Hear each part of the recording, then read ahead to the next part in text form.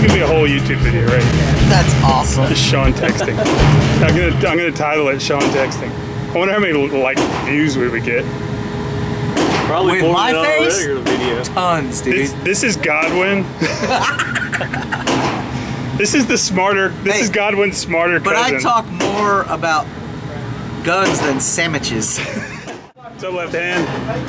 Hey, What are we doing? At the range today. Going to be doing some sighting On several different. Going to give everybody a sampling here. We got a 22. We got 2 different ARs. We've got a Glock and we've got a Walther. Is that the PPS? That's the PPS. That's the Glock 22. It's a double star.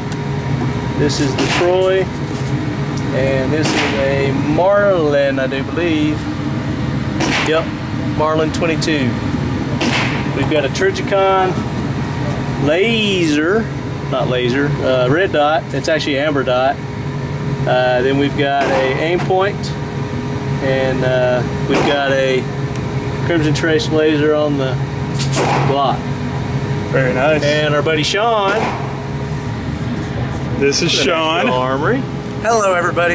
Y'all remember him from the first Gunshop Diaries episode we had? Loud noises. They scare me. Loud noises are awesome.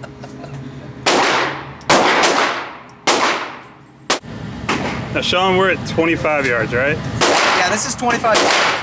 Basically, most of the stuff, the AR type guns, high caliber stuff, is going to be wanted. You know, you want to start off at about 25 yards just to get it on paper, get it close, you know, and then stretch it out to 100. You want to be able to get a 100-yard, at least a 100-yard zero on it, because then from that point on, you can adjust your sight. If you know what your click adjustments are, you know what your MOA is and everything, you can kind of calibrate that and be able to make further hits and move it. Typically with your red dot type optics, which are both on these guns, you're going to leave them set at one specific you know, range and what you're going to sight them in. You're not going to do a lot of moving around like you would like on a precision rifle with a scope. So having to judge dope and all that stuff, and I don't mean dope like illegal narcotics, but I was gonna say I don't think you could do that with our guns here. dope is what's referred to as adjustments on the scope? and scopes when you We can steal someone's dope when you put them down with the rifle, but we don't do that. No. Oh, I forgot we got the disclaimer will be right here. We got a 30-30 also that we're going to be sighting in a short while. And I think that, like Left Hand said, I think most of these guns are already sighted in. But we're going to just double check, and we're going to talk a little bit about you know, getting them zeroed at 25 yards so we can get them out further somewhere. And we don't obviously have a 100-yard shot here, but you know, we can kind of simulate at least getting it on paper at 25 yards. First thing we want to do whenever you're sighting anything in, make sure, I see so many people do this, they never make sure that their equipment is tightly mounted onto their gun, whether it be scope rings or, you know, aim point mounts or anything like that. And you can't get anything sighted in properly unless it's rigidly mounted. Okay, so I always make sure that, you know, I give it a couple clicks, make sure that it's on there tight before I get started with anything. First thing we're gonna do, we're gonna give it to Zeke. We're gonna let it make three rounds. Very, very slow, very, very precision. I want you to really concentrate on it. Try to make them your best shots.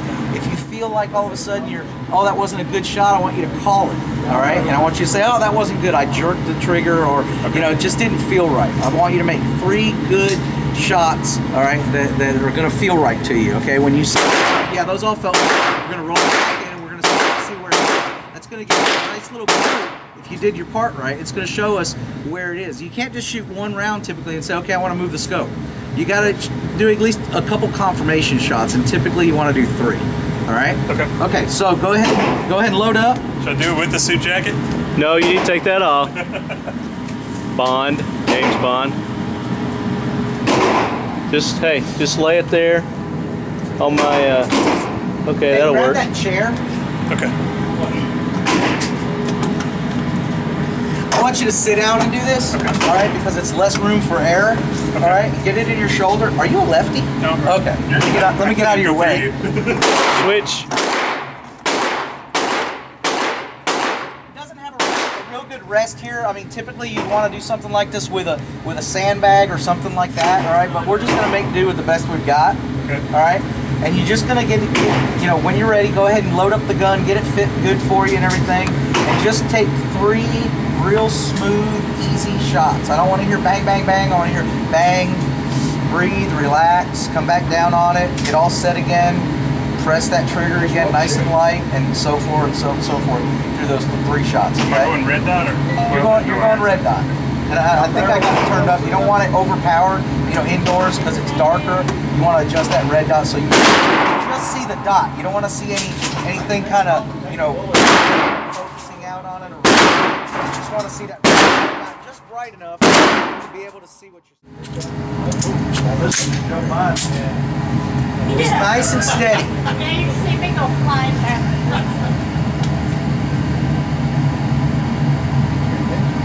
Oh yeah.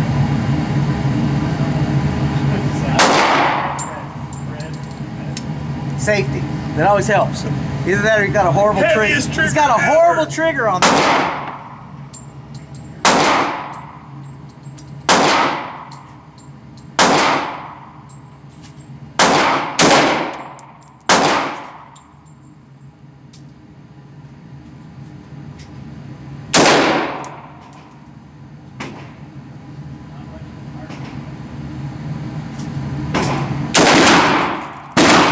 Safety?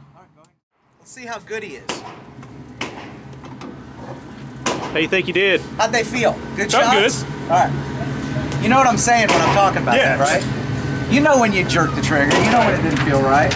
All right. So we got a decent little group. All right. It's gonna be a little high at this yardage. Okay. Okay. Depending on wherever he had that gun sighted in it. I was right. You were aiming, I'm sure, right at the X. It's going to be tough to really get this gun zeroed at 25 yards to say what would it be at 100 yards. Okay, unless we know the ballistics of the round that he's shooting, we know the velocity of the round that he's shooting, and everything like that. Okay, we see that it's just a tad to the right. I'm not going to blame that on the gun necessarily. You know, it could be the way he has it sighted in for him and the way that it fits him. All right. And how you hold the gun. It could be just pulling it. Would this being longer if he usually shoots with it shorter? It could be. It could be. It just could be the way that it fits your body. You know. Could be he's left eye dominant and I'm right eye dominant. I mean that could have a little to do to it, but a lot of it is based on it's his gun and he sighted it in. I'll bet you if I put him behind it right now and he did the same thing, more than likely he would be probably dead on. Windage wise, but he would still be high. Okay. The high really doesn't have anything to do with the way you held the gun. Okay. That's just based on how he's got this thing sighted in already. It's really hard to get M4s or AR style guns sighted in with iron sights, that is, at 25 yards because they weren't never meant to be that close. With aim points and stuff, because you have so much fluctuation in the red dot and where it goes, it's possible to get them to zero at 25 yards. Most people zero them at 50 because it gives you a good BZO between that 50 yard, that 25, and that 100 yard shot. All right. Like I said, you know, BZO meaning battle sight zero. Meaning it doesn't matter if you hit a bad guy here, here, or here, knowing it might be a little low at 25, it might be right on at 50, and it might be a little high at 100, or dead on at 100. It really doesn't matter that you know, if I hit within this certain frame of hit. Gotcha. Okay? That's kind of how they zero those things. Very cool. You gonna shoot?